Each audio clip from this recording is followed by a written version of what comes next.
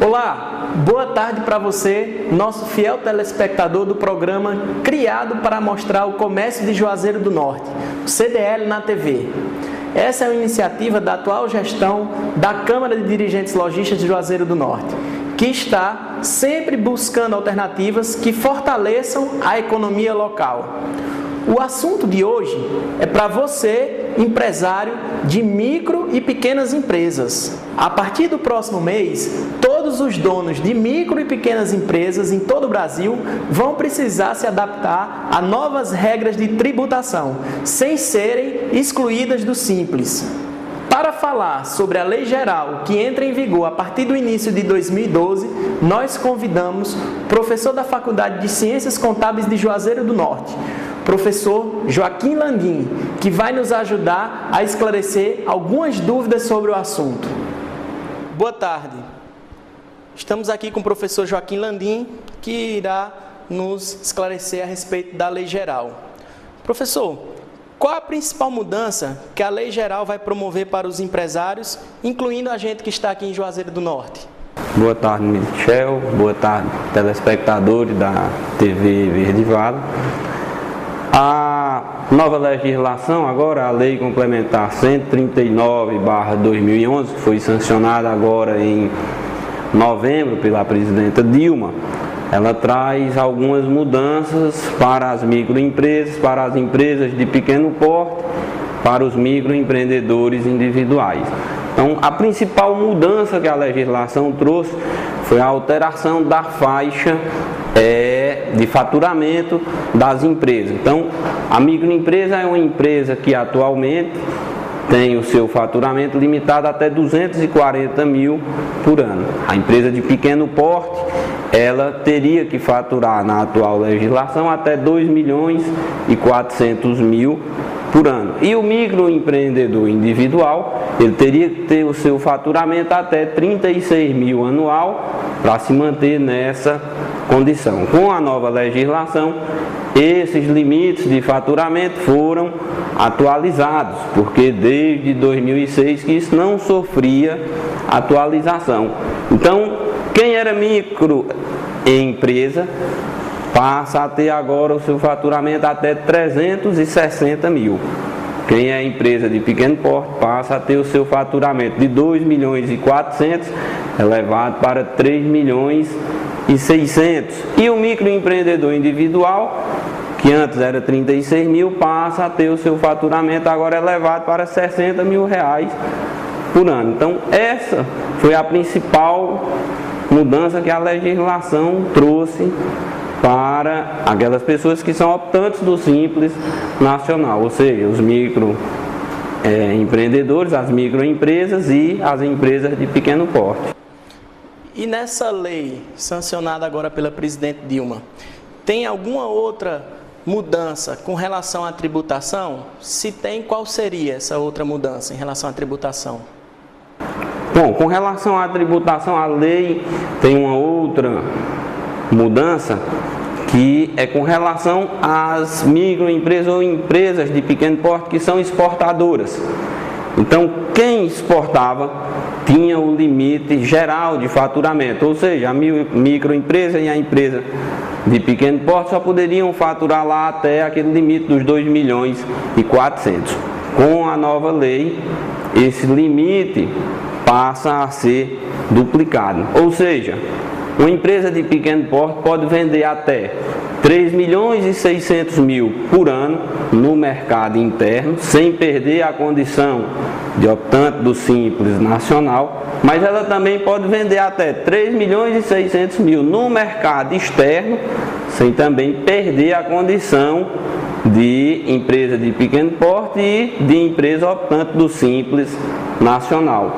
Então, a empresa que antes era exportadora e que poderia faturar até 3.600.000, hoje ela pode faturar até 7.200.000, né? Sendo isso 3.600.000 interno, 3.600.000 externos. Fora isso, a lei ainda trouxe um benefício que foi a questão do parcelamento de débitos no Simples Nacional. Então, até agora, as empresas que eram optantes do Simples Nacional e possuíam débitos junto à Receita Federal, não podiam parcelar seus débitos. E aí o que é que isso ocorre? Eu sou uma microempresa, eu sou uma empresa de pequeno porte, não consegui pagar o meu Simples Nacional, por conta disso não consegui tirar uma certidão negativa, não consegui participar de uma licitação, consequentemente não consegui vender. Então a lei agora me dá o benefício de parcelar esses débitos anteriores, e isso faz com que eu possa voltar ao mercado atuando de uma forma mais competitiva, vendendo mais. Okay. E no nosso dia a dia, o que nós empresários temos que fazer para nos adaptar a essas novas regras? Nós temos que fazer alguma mudança perante a Receita, perante os órgãos, a Cefaz, ou não? Isso seria automático? Não, o empresário hoje ele não tem que fazer nenhuma mudança.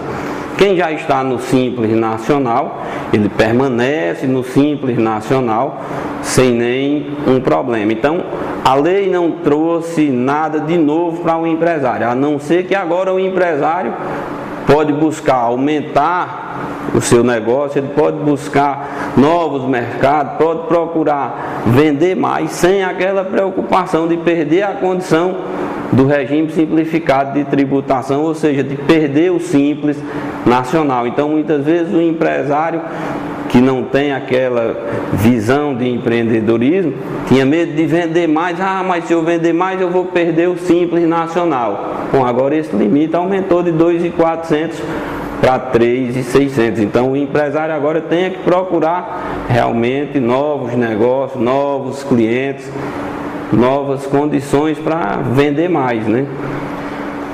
Ok. Quem estava nessa faixa entre 2.400.000 e 3.600.000, o que é que esse empresário deve fazer para, já que ele não era do Simples, o que é que ele pode fazer para entrar no Simples?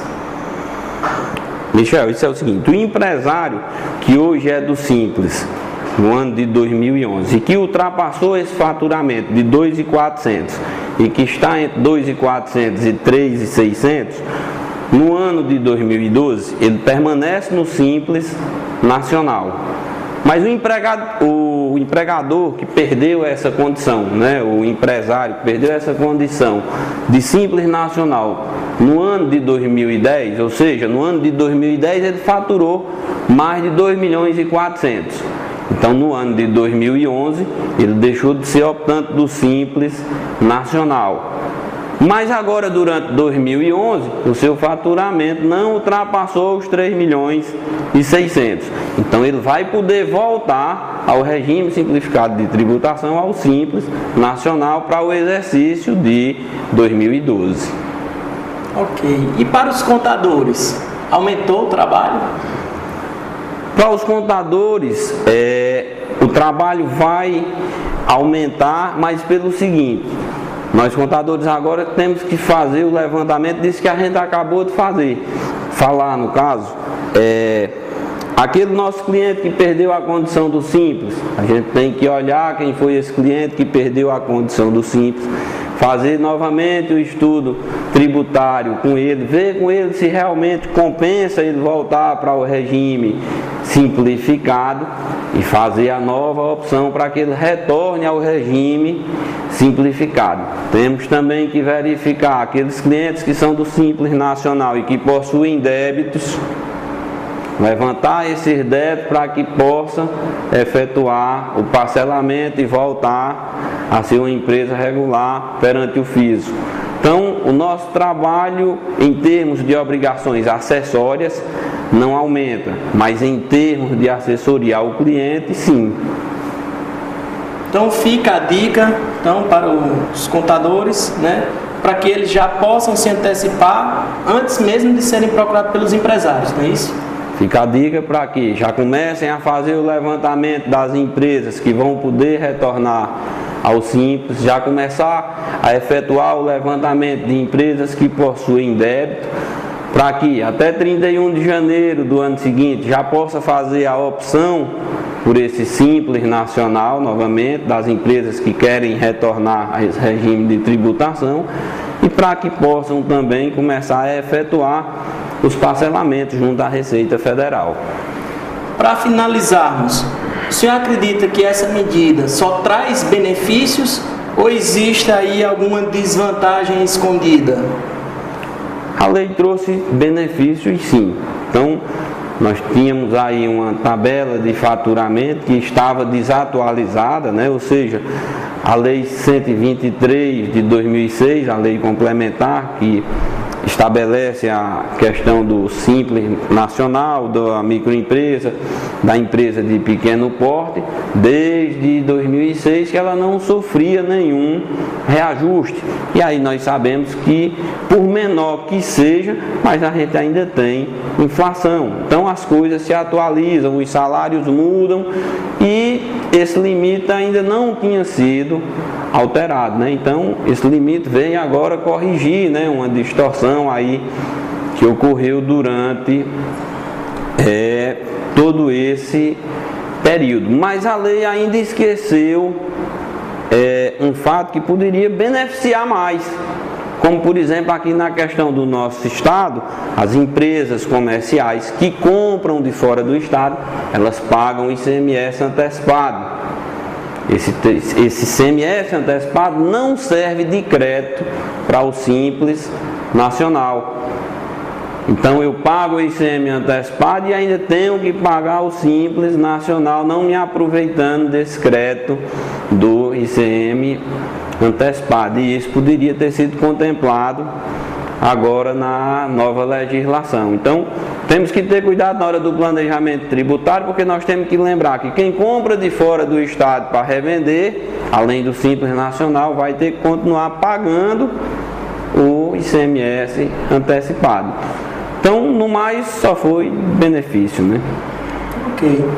Obrigado pela sua participação no nosso programa CDL na TV e uma boa tarde, professor Joaquim Landim. Boa tarde, obrigado, Michel, pelo convite. Não saia daí, o CDL na TV volta já.